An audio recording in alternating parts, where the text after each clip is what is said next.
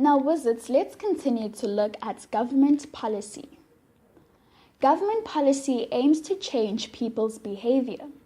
During the 1950s and 1960s, South Africa's apartheid government encouraged white people to have large families. In China, they had a one-child policy.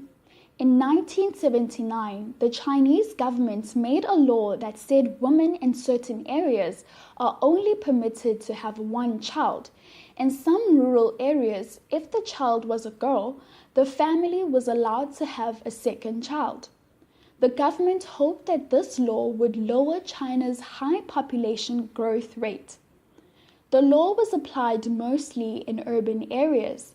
This policy is still in place today.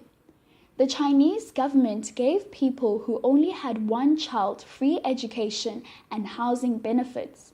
The government fined people and stopped them from getting better jobs if they had more than one child. Now let's look at world population growth. Pattern of world population growth from 1 AD to present day.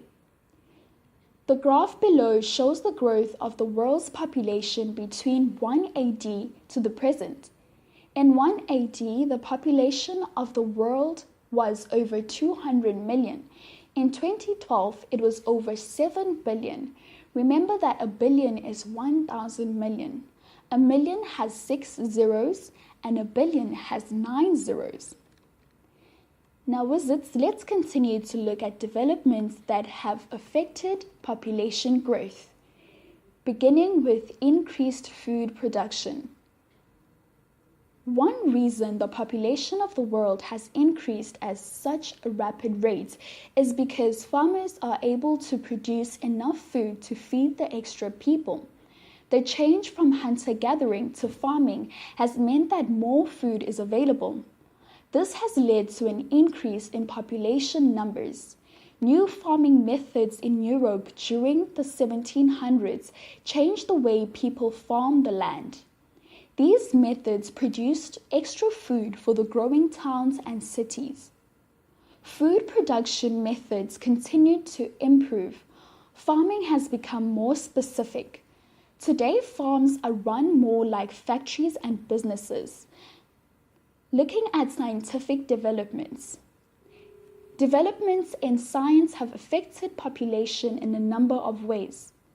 Wizards, in this section, we will look at how science helped to control diseases and infections, improve sanitation and access to clean water, and also develop canned food and refrigeration. Let's look at control of diseases. We have seen how disease pandemics wipe out large numbers of people in the past. Science has helped us understand what causes certain diseases and how the disease affects our bodies. This has made it easier to treat and control diseases. Two important developments that helped control diseases were vaccination and the discovery of certain medical drugs. Vaccinations prevent people from getting certain diseases. Giving children vaccinations means they will not become seriously ill with diseases that may have killed them in the past.